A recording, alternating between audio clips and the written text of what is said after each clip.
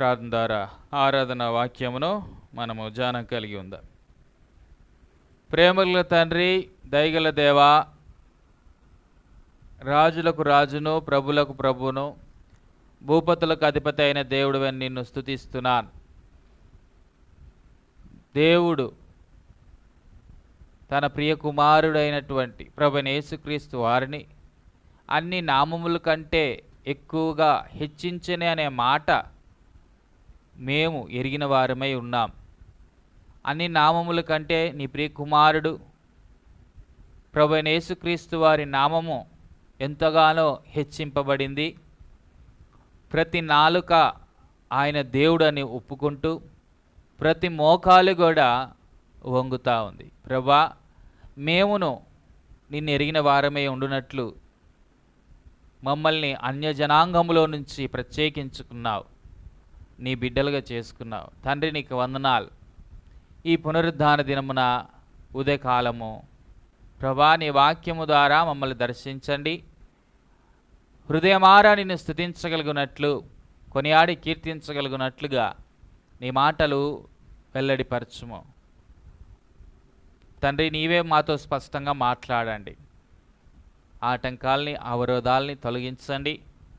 ఆరాధనకు కావలసినటువంటి ఆత్మీయ పలుకులు మాకు అనుగ్రహించి సహాయపడమని, నిలబడుతోని దాసుడు బలహీనుడు శిలుచాటు మరుగుపరుచుకున్నామని ప్రభువైన యేసుక్రీస్తు వారి నామములో స్తుతించి ప్రార్థించి అడిగి వేడుకుంటున్నాం తండ్రి. ఆమేన్.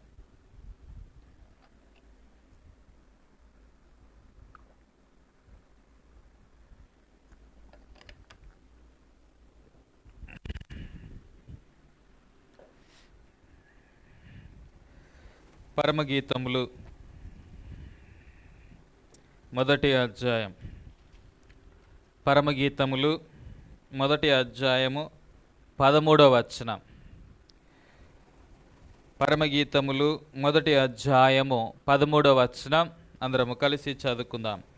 నా ప్రియుడు నా రొమ్మున నుండు గోపురసమంతా సువాసన గలవాడు.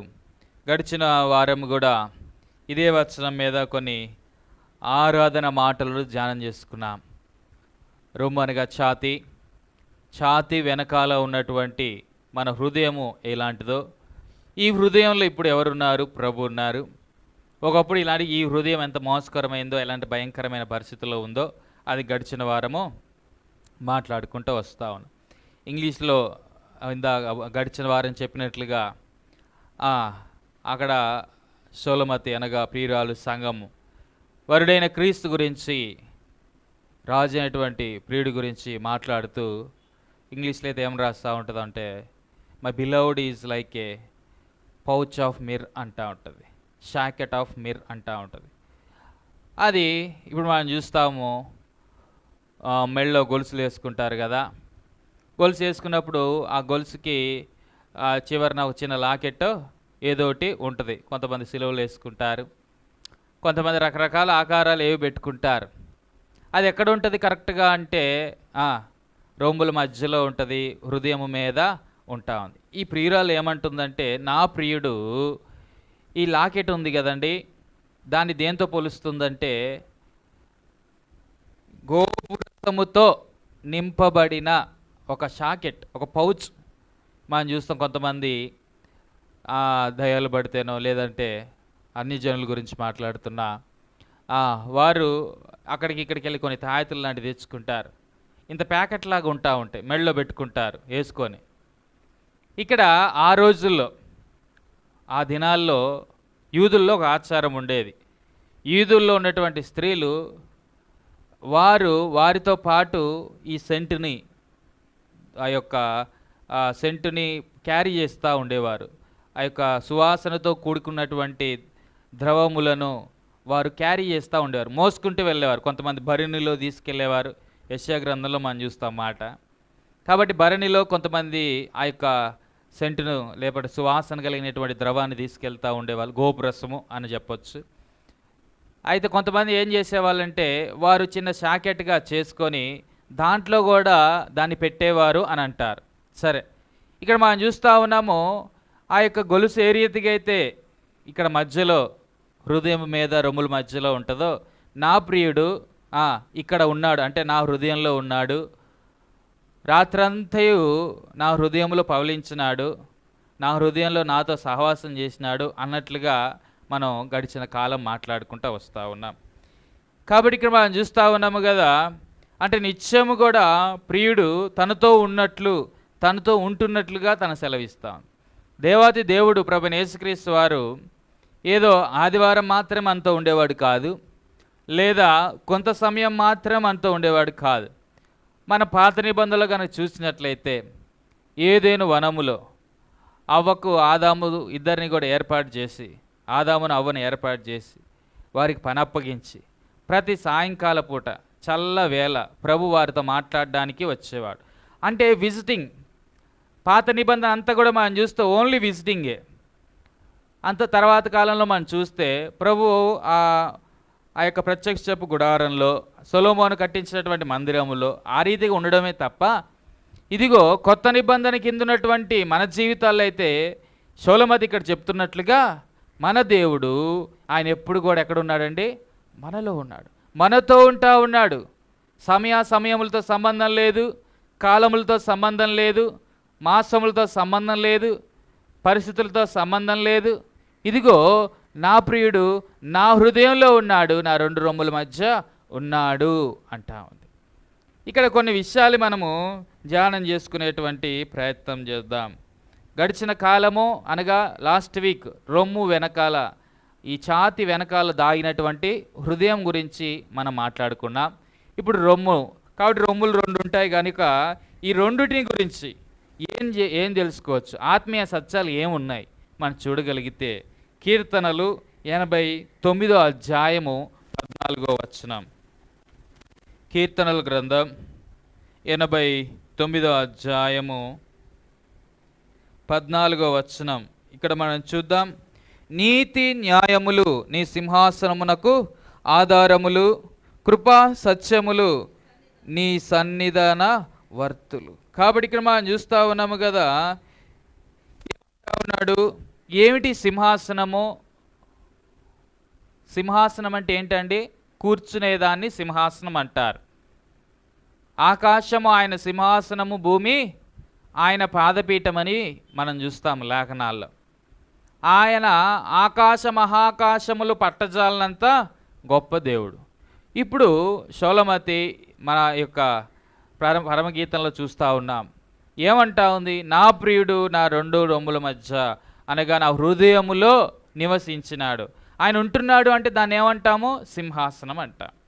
కాబట్టి ఈ యొక్క సింహాసనం, ఈ హృదయం, కాబట్టి మనం చూస్తూ ఉన్నాం నీతి న్యాయములు నీ సింహాసనమునకు ఆధారములు. నీతి న్యాయములు, ఈ రెండు రొమ్ములు దేనికి సాదృశ్యము అంటే నీతి న్యాయమునకు సాదృశ్యం. కాబట్టి నీతి న్యాయములు నీ సింహాసనమునకు ఆధారం. ఒకప్పుడు నీతి న్యాయం లేని వారం, కానీ ఇప్పుడు చూసినట్లయితే ప్రభువైన యేసుక్రీస్తు వారు మనలో ఉండటం బట్టి, ఆయన సింహాసనాసీనుడై మనలో ఉండటం బట్టి ఈ దినాన మనము ఏమేం కలిగి ఉన్నామంటే నీతి న్యాయముల చేత నింపబడ్డాము. నీతి న్యాయముల చేత. ఏ నీతిది? మనుషుల నీతి కాదు, బాగా గుర్తుపెట్టుకోండి. ఏ నీతి అంటే మనుషుల నీతి కాదు. మనుషుల నీతి దేవుని దృష్టికి ఎలా ఉంది అంటే మురికి పేలికల్లాగా ఉంటాయి. మనుషుని నీతి కాదు. అందుకే క్రొత్త నిబంధనలో ప్రభువైన యేసుక్రీస్తు వారు ఏమంటున్నారు? మీ నీతి శాస్త్రుల పరిచయాల నీతి కంటే అధికము కావాలి అంటున్నాడు. కాబట్టి ఇక్కడ మనం చూస్తూ ఉన్నాము ఆ గొప్ప నీతి మనకి ఎలాగొచ్చింది అంటే కేవలము ప్రభువైన యేసుక్రీస్తు వారి ద్వారా. రోమిలకు రాసిన పత్రిక 3వ అధ్యాయంలో మనం చూస్తాం. నీతిమంతుడు లేడు, ఒక్కడును కూడా లేడు. అందరు న్యాయం తప్పినారు, అందరు అతిక్రమంతో ఉన్నారు, అందరు అక్రమంగా జీవిస్తూ ఉన్నారు, మంచితనము లేదు. కానీ ఇక్కడ షోలమతి అంటా ఉంది, ఇదిగో నా ప్రియుడు నాలో ఉండటం బట్టి ఇప్పుడు నాకు నీతి న్యాయములు కలిగి ఉన్నాయి. నీతి న్యాయము. ఒకప్పుడు ఈ నీతి న్యాయాలు లేవు. దేవుని ఎరగనటువంటి జీవితాలు జీవిస్తున్నప్పుడు అన్యాయంగా జీవిస్తూ వచ్చాం. భౌతిక సంబంధమైనటువంటి లేదా ఆచారములు బట్టో దాన ధర్మములు బట్టో పొందుకున్నటువంటి నీతి ఏమైనా కలిగి ఉంటే కలిగి ఉండవచ్చును, కానీ అది కూడా దేవుని దృష్టికి ఎలా ఉన్నాయంటే మురికి పేలికలే. ఇదిగో ఈ దినాన నీతి న్యాయములను మనకు అనుగ్రహిస్తాం. నీతి న్యాయములు ఆయన సింహాసనమునకు ఆధారములై ఉన్నాయి. ఆయన నీతిని మనకు ఆపాదిస్తూ వచ్చినాడు. ఈ దినాన మనము నీతి వస్త్రముల చేత అలంకరింపబడ్డాం. ఈ అవయములు ఒకప్పుడు దుర్నీతిగా ఉన్నాయి. నీతి న్యాయమునకు గాను ఈ అవయవాలు ఏ రీతిగా ఉన్నాయి? అవినీతి అన్యాయమునకు సాధనాలుగా ఉన్నాయి. అందుకే భక్తుడైన పౌలు అంటాడు ఏమని, ఒకప్పుడు మన అవయములు దుర్నీతికి సాధనాలుగా ఉన్నాయి, కానీ ఇప్పుడైతే నీతికి సాధనాలుగా మార్చబడ్డాయి. ఇప్పుడైతే నీతి న్యాయములు. ఎంత గొప్ప దేవుడు! నీతి న్యాయము కలిగినట్లుగా నీతి న్యాయము చేత నింపబడ్డ వారమే ఉంటా ఉన్నాం. అందుకే ఇక్కడ ప్రియురాలు అంటా ఉంది, నా యొక్క 2 రొమ్ముల మధ్య ఉన్నటువంటి నా ప్రియుడు అంటా ఉంది. నీతి న్యాయములు కలిగినటువంటి నా ప్రియుడు ఆ నీతి న్యాయమును నాకు అనుగ్రహిస్తా ఉన్నాడు. ప్రతి దినం మనము నీతిగా న్యాయంగా ఉండగలుగుతున్నామంటే మన స్వనీతిని బట్టి కాదు. బాగా గుర్తుపెట్టుకోండి. శరీరంలో మంచిదంటే ఏది కూడా లేదు. శరీరం ఎప్పుడు కూడా చెడే కోరుకుంటుంది. దేవుని ఎరిగిన తర్వాత కూడా శరీరానికి మనసుకి ప్రతిదినం ఏంటండి యుద్ధం జరుగుతూ ఉంటుంది. దేవుని నమ్ముకున్నంత మాత్రాన శరీరాన్ని మనం విడిచిపెట్టట్లేదు. అంతరంగ పురుషుడు నూతనపరచబడ్డాడు.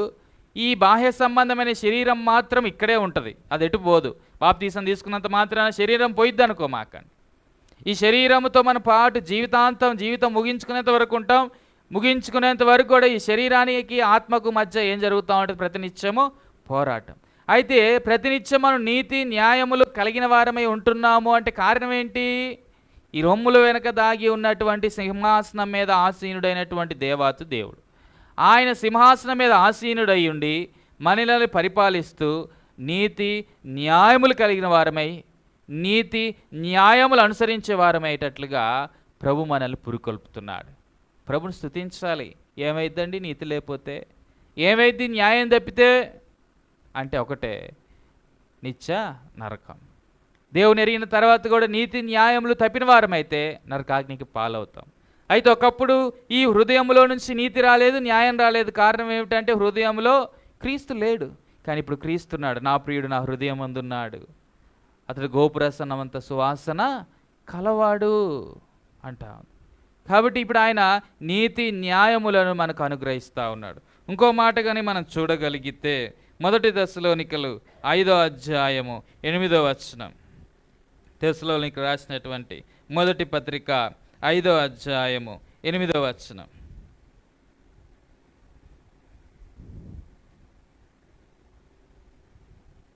మనము పగటి వారిమై ఉన్నాము గనుక మత్తులమై ఉండక విశ్వాస ప్రేమలను కవచము రక్షణ నిరీక్షణయను శిరస్త్రాణములను ధరించుకుందాము. కాబట్టి ఇక్కడ కూడా రెండు చూస్తూ ఉన్నాం. ఏమిటంటా ఉన్నాడు ఇక్కడ? విశ్వాసము, ప్రేమ. కాబట్టి ఈ 2 రొమ్ములు ఇందాక మనం చూస్తూ వచ్చాము, నీతి న్యాయములు. రెండో మాటగా ఈ 2 రొమ్ములు దేనికి సాదృశ్యం అంటే ప్రేమ ఏంటండి? విశ్వాసమను కవచం. ప్రేమ, విశ్వాసం. ప్రేమతో విశ్వాసం ముడిపడి ఉంటుంది. కాబట్టి ప్రేమించే వారిని మనం విశ్వాసం ఉంచగలం. ప్రేమ చూపని వారి అందు మనం విశ్వాసం ఉంచగలమా? ఉంచలేం. కాబట్టి ఇక్కడ మనం చూస్తూ ఉన్నాము, ఈ ప్రియురాలు దేవుని యొక్క ప్రేమను పొందుకున్నది కనుక ఈమె ఆ ప్రియుని అందు ఏమి ఉంచగలుగుతుందండి? విశ్వాసం ఉంచగలుగుతా ఉంది. ఒకప్పుడు ఆమె ఆ ప్రియుడిని విశ్వసించింది కాదు. నీవు నేను కూడా ఒకప్పుడు ప్రభువైన యేసుక్రీస్తు వారిని విశ్వసించిన వారము కాదు. వినుట వలన విశ్వాసం కలుగును అన్నట్లు ఆయన వాక్యం విన్నాము, సువార్త విన్నాం, ఆ వాక్యం దాకా ఆకర్షింపబడ్డాం, తద్వారా మనం ఆయన విశ్వాసం ఉంచగలిగాం. ఇదిగో రెండోదిగా ప్రేమను కూడా పొందుకోగలుగుతూ వచ్చిన. సరే, ఇక్కడ ప్రేమ విశ్వాసములకు సాదృశ్యం. ఒకప్పుడు మనలో నీతి లేదు, న్యాయం లేదు, కానీ ప్రభు నీతి న్యాయములు మనకు మెండుగా అనుగ్రహిస్తూ వచ్చినాడు. ఇప్పుడు చూస్తే ప్రేమ విశ్వాసమును కవచము అంటా ఉన్నాడు. ప్రేమ విశ్వాసం అనేటువంటి కవచం. ఈ ప్రేమ విశ్వాసం అనే కవచము ఈ 2 రొమ్ములకు సాదృశ్యం. ఇప్పుడు మనం చూస్తూ ఉంటాం. చంటి బిడ్డడు ఏడుస్తూ ఉన్నాడు అనుకోండి. ఏడుస్తూ ఉంటే ఆ పాలిచ్చేటువంటి తల్లి ఎంతగానో ఏమవుతూ ఉంటుంది? కంగారు పడుతూ ఉంటుంది, కుమారుడికి పాలు ఇవ్వాలని. వెంటనే ఆ కుమారుడిని తీసుకుంటే ఏడుస్తున్నటువంటి కుమారుడిని తీసుకొని ఏం చేస్తూ ఉంటుంది, పాలిస్తూ ఉంటుంది. కాబట్టి దేవుని యొక్క ప్రేమ చూడండి, ఆయన ప్రేమ, రెండోది ఏంటండి, విశ్వాసము, ఈ రెండు రొమ్ములు. కాబట్టి ఆ ఆకలితో అలమటిస్తున్నటువంటి మనకు పాలు దేనికి సాదృశ్యం అండి, దేవుని వాక్యమునకు సాదృశ్యం.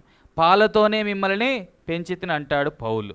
కాబట్టి దేవాది దేవుడు ప్రభువైన యేసుక్రీస్తు వారు పాపముల చేత అపరాధముల చేత చచ్చిన మనల్ని, దుఃఖముల్లో నిట్టూర్పులో ఉన్నటువంటి మనల్ని ఒక చంటి బిడ్డని తీసుకున్నట్లుగా తీసుకొని ఇదిగో ఆయన పాలతో మనల్ని ఏం చేసినాడు, పెంచాడు. ఆ తర్వాత బలవద్దమైనటువంటి ఆహారం పెడుతూ ఉన్నాడు, సందేహం లేదు. అయితే ఫస్ట్ ఆఫ్ ఆల్ ఏంటి, పాలే కదా. కాబట్టి ఇక్కడ ప్రేమతో ఆయన మనల్ని చేర్చుకోవడం మాత్రం కాకుండా ఏం చేస్తూ ఉన్నాడంటే పాలు అనేటువంటి దేవుని వాక్యమును మనకు అనుగ్రహించి పోషిస్తూ ఉన్నాడు. ఆ వాక్యము తాగుటను బట్టి మనం ఆయన యందు ఏముంచగలుగుతా ఉన్నాం, విశ్వాసము. మనం చూస్తూ ఉంటాం పిల్లలు ఆ యొక్క రోడ్డు మీద వెళ్ళేటప్పుడు కానీ ఏమైనా కుక్కలు కానీ ఇవన్నీ ఎదురొచ్చినప్పుడు ఆ యొక్క పిల్లలు తల్లి కానీ తండ్రి కానీ ఎత్తుకున్నప్పుడు వాళ్ళ రొమ్ము మీద ఉన్నప్పుడు వాళ్ళు ఎంతో ఎలా ఉంటారు, ధైర్యంతో ఉంటారు, విశ్వాసంతో ఉంటారు.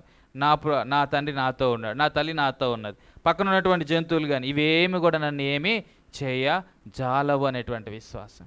కాబట్టి ఇక్కడ మనం చూస్తాం ఈ రెండు రొమ్ములు దేనికి సాదృశ్యము అంటే ప్రేమ విశ్వాసములకు సాదృశ్యం. దేవుడు తన ప్రేమతో మనల్ని నింపినాడు.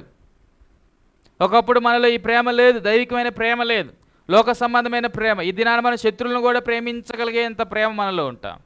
ఎక్కడి నుంచి వచ్చింది, ఆయన సింహాసనాసీనుడయ్యి మనకు ఏమేమి ఇస్తున్నాడు, ప్రేమ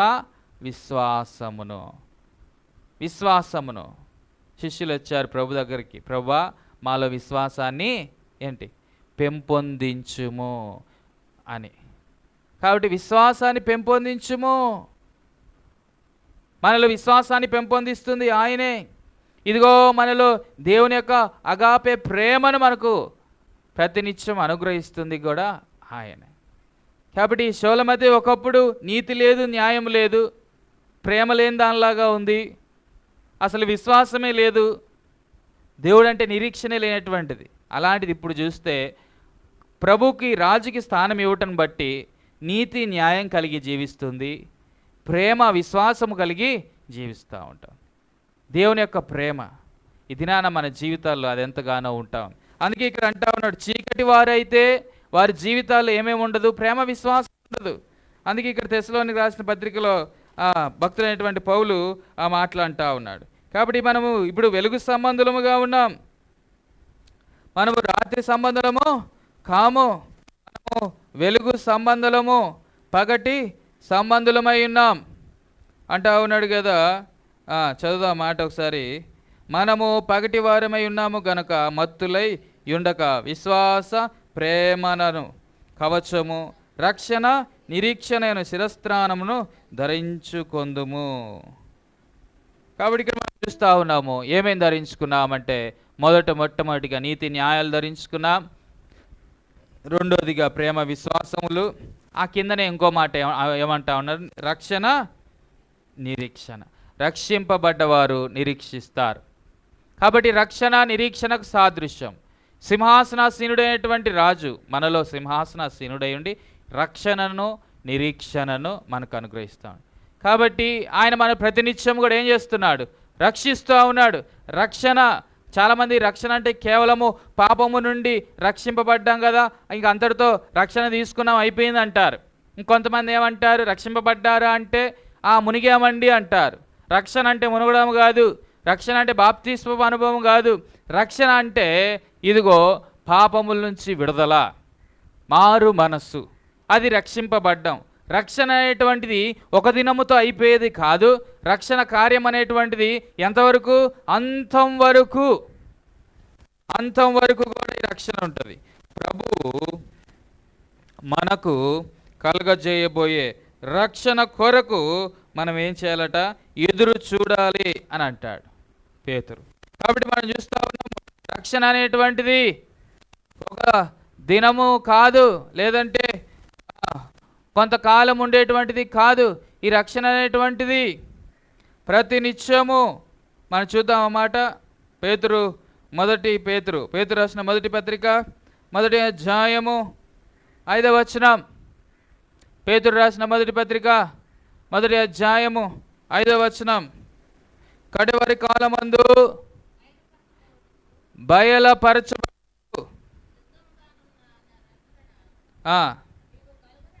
మీకు కలుగునట్లు విశ్వాసము ద్వారా దేవుని శక్తి చేత కాపాడబడు మీ కొరకు ఆ స్వాస్థ్యము పరలోకమందు భద్రపరచబడి ఉన్నది. ఇక్కడ ఒక మాట అంటా ఉన్నాడు.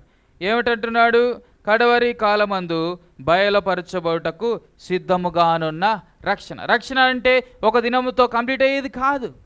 కడవరి కాలమందు క్రీస్తు రాకడ యందు ఇదిగో మనకు బయలుపరచుటకు సిద్ధముగా ఉన్న రక్షణ. ఇది పరిపూర్ణమైనటువంటి రక్షణ అనుభవం. కాబట్టి ఆయన రక్షణను, రెండోది ఏంటండి ఏమన్నాడు ఇందాక? నిరీక్షణ. మొట్టమొదటిది ఈ 2 రొమ్ములు దేనికి సాదృశ్యం అంటే నీతి న్యాయములకు, ప్రేమ విశ్వాసములకు. ఇంకా మూడోదిగా మనం చూస్తూ ఉన్నాము కదా, రక్షణ నిరీక్షణకు. కాబట్టి రక్షణ ఇది కడవరి కాలము వరకు కూడా ఈ యొక్క దేవాతి దేవుని చేత, పరిశుద్ధ ఆత్మ చేత మనము రక్షింపబడతా ఉన్నాం. సాతాను హస్తం నుంచి రక్షింపబడతా ఉన్నాం. భౌతికంగా కలిగేటువంటి ప్రతి పరిస్థితుల నుంచి రక్షింపబడతా ఉన్నాం. ఆత్మ సంబంధముగా కలిగేటువంటి ప్రతి విధమైన పరిస్థితుల్లోంచి రక్షింపబడతా ఉన్నాం. ఇదిగో కడవరి కాలమందు మనకు ప్రభు సిద్ధపరిచిన రక్షణ కోసము ప్రతి దినము కూడా ప్రభు మనల్ని సిద్ధపరుస్తూ ఉన్నాడు. ఆయన సింహాసనాసీనుడై ఉండి. రెండోది ఏమంటాము? నిరీక్షణ. ఒకప్పుడు మనం ఎలా ఉన్నాం? అన్య జనాంగముగా ఉన్నాం. మనలో ఏం లేదండి, నిరీక్షణ లేదు. నిరీక్షణ అంటే ఏంటి? హోప్. నిరీక్షణ అంటే అసలు రేపు ఏమి సంభవించిద్దో, నాకేమి సంభవించిద్దో అనే కంగారుతో ఉంటారు కొంతమంది. వారెవరు అంటే నిరీక్షణ లేని వారు. నిరీక్షణ లేని అన్యజనుల ఓలే దుఃఖించకూడి అంటాడు తెస్సలోనికి రాసిన పత్రికలోనే. అనగా భౌతికంగా చనిపోయిన వారి విషయమై, దేవునిలో చనిపోయిన వారి విషయమై మనం అన్యజనుల మాదిరి దుఃఖించాల్సిన పని లేదంటూ పౌలు అక్కడ కొన్ని మాటలు మాట్లాడతాడు. అంటే నిరీక్షణ ఎవరికి ఉండదు? అన్య జనాంగానికి ఉండదు, దేవుని ఎరిగిన వారికి ఉండదు. దేవుని ఎరగని వారికి రేపేమిటో అనేటువంటి చింతే ఉంటుంది తప్ప అసలు రేపు నాకు బ్రతుకుంది, నేను చనిపోయినా నా యొక్క ఆత్మకు మరణం ఉండదు, నేను ఆయనతో పాటు ఉంటానే నిరీక్షణ అన్ని జనులకు ఉండదు. ఇదిగో ప్రభు నీకు నాకేమిచ్చాడండి? నిరీక్షణ. నిరీక్షణ కలగజేస్తూ వచ్చినాడు. విశ్వాసము, నిరీక్షణ ఈ రెండు కలిసి ఉంటాయి. నీతి న్యాయాలు కలిసి ఉంటాయి. ప్రేమ విశ్వాసములు కలిసి ఉంటాయి.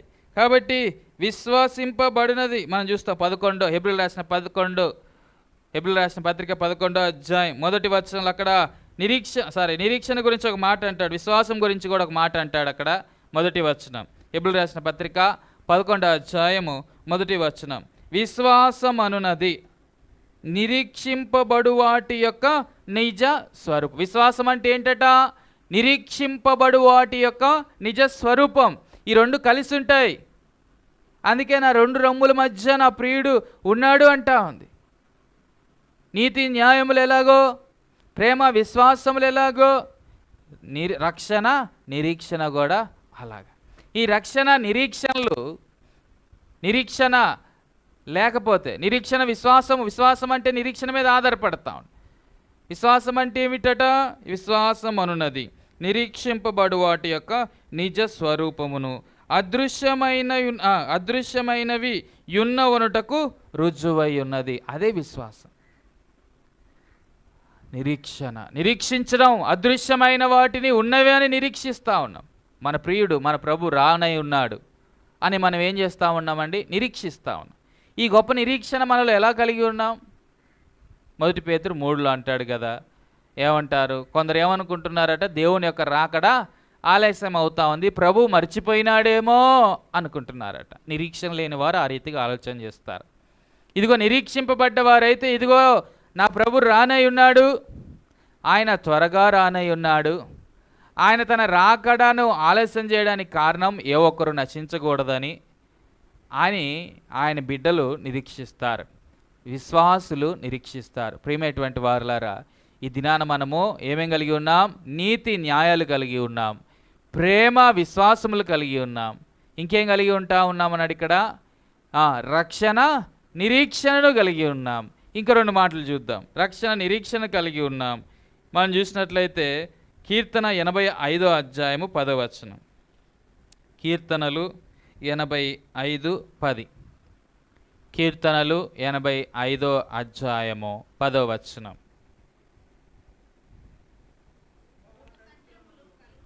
చూడండి, కృప సత్యములు కలుసుకున్నవి, నీతి సమాధానములు ఒకదానినొకటి ముద్దు పెట్టుకొన్నవి. చూడండి, ఇప్పటి వరకు ఏమని చూసాం, బాగా గుర్తుపెట్టుకుందాం. నీతి న్యాయములు, రెండోది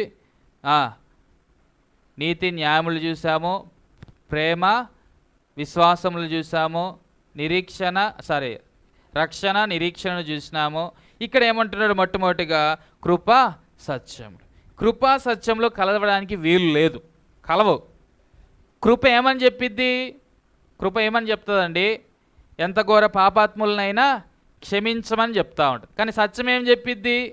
దుష్ట శిక్షణ శిష్ట రక్షణ అంటారు. దుష్టులను శిక్షించాలి, నిర్దోషులను వదిలేయాలి అన్నట్లుగా పరిశుద్ధులను.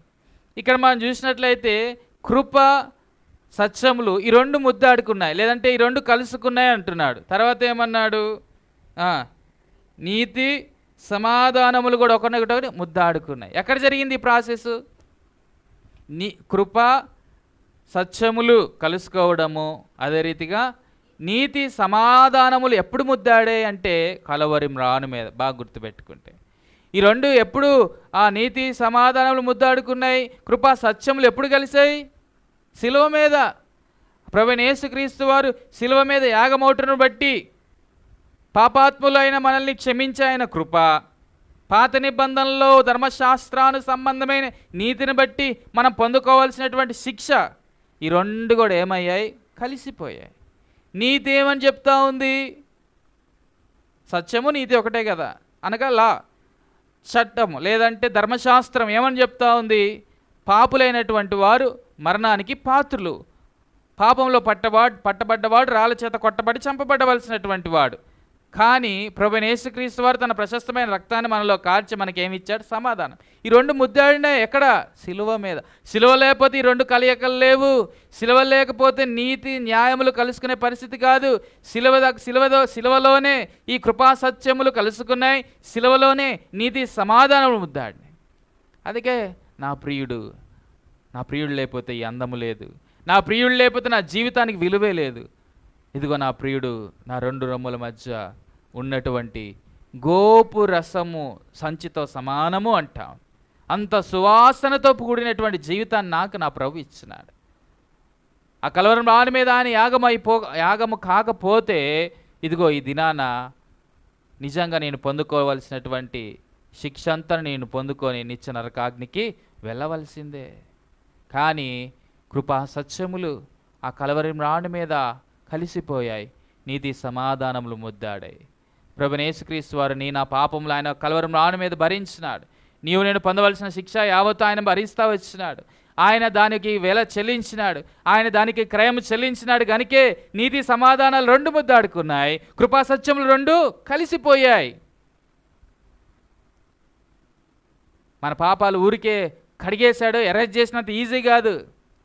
ఆయన మన పాప భారములన్నిటిని కూడా భరించాను. లోక పాపములు మోసుకొని పోవు దేవుని గొర్రెపిల్ల అని ప్రభువైన యేసుక్రీస్తు వారిని చూపిస్తూ బాప్తిసం ఇచ్చే యోహాను మాట్లాడుతూ ఉన్నాడు.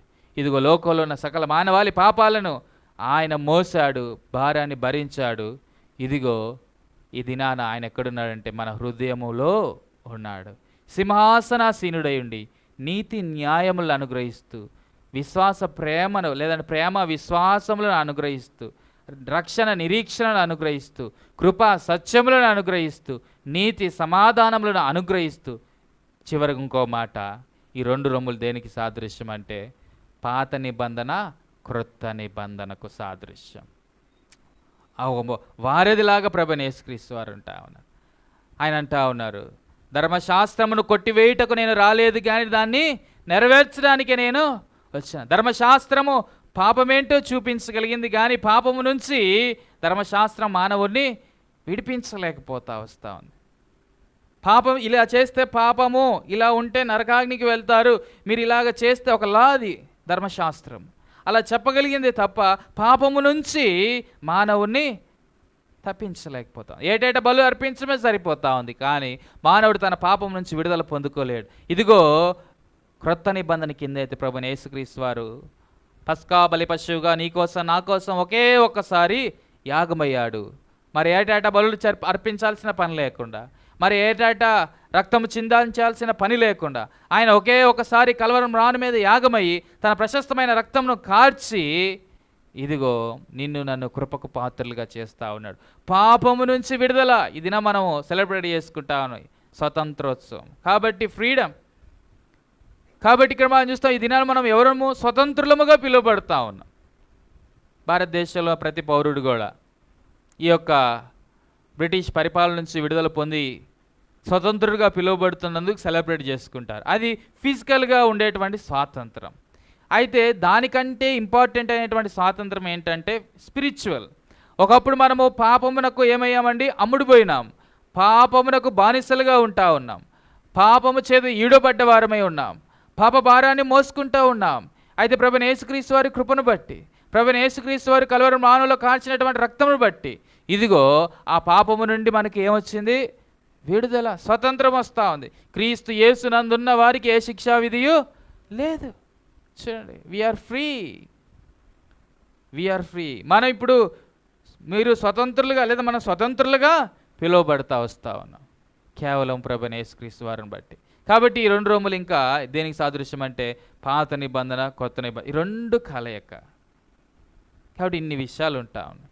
కాబట్టి ఇంతగా ప్రభు నీకు నాకు నీతి న్యాయములను ఇచ్చాడు, ప్రేమ విశ్వాసములను ఇచ్చాడు, రక్షణ నిరీక్షణలను ఇచ్చినాడు, కృపా సత్యములను ఇచ్చినాడు, నీతి సమాధానాలను ఇచ్చినాడు, క్రొత్త నిబంధన పాత నిబంధనలను ఇచ్చినాడు. ఇదిగో మన మధ్యలో ఉండి మనల్ని నిత్యము పోషిస్తాం.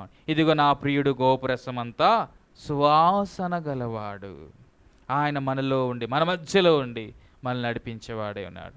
కాబట్టి షోలమతి ఏ రీతిగా అయితే ఆ ప్రియుడిని తలుసుకుంటూ ఆ ప్రియుడిని స్తుతిస్తూ ఆ ప్రియుడిని మరి ఏ రీతిగా అయితే కొనిగాడుతూ ఉందో, ప్రియమైనటువంటి వారులారా, మన దేవాతి దేవుడు ప్రభువైన యేసుక్రీస్తు వారిని కొనియాడి స్తుతించి ఆయన్ను శ్లాఘించి పూజించే వారమై ఉందాం. ఒక పాట పాడుకొని ఆరాధనలో ప్రవేశిద్దాం.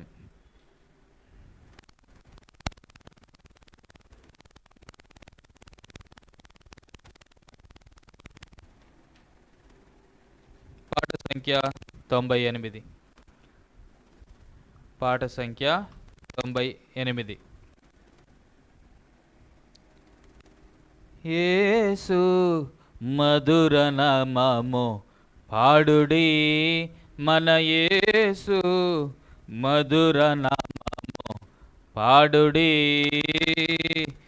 దుఃఖము నుండి మనము విడిపించెను, దుఃఖము నుండి మము విడిపించెను, శోకము రోగము లన్నియు బాపెను, శోకము రోగము లన్నియు బాపెను, ఆదరించెను నాదు హృదయ వేదనలలో, ఆదరించెను నాదు హృదయ వేదనలలో, అద్భుతమున్ జరిగించే ప్రభు యేసు మధుర నామము పాడుడి, ప్రభు యేసు మధుర నామము పాడుడి, ప్రియులారా రండి కలసి పాడేదామో, ప్రియులారా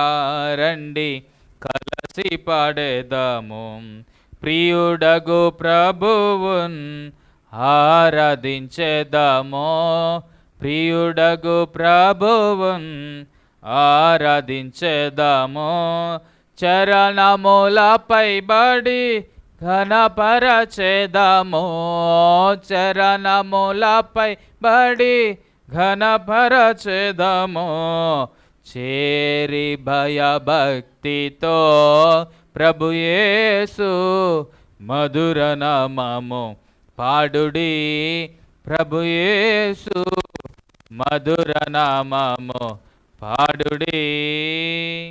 ఒకరి తర్వాత ఒకరు ఆరాధన చేయండి.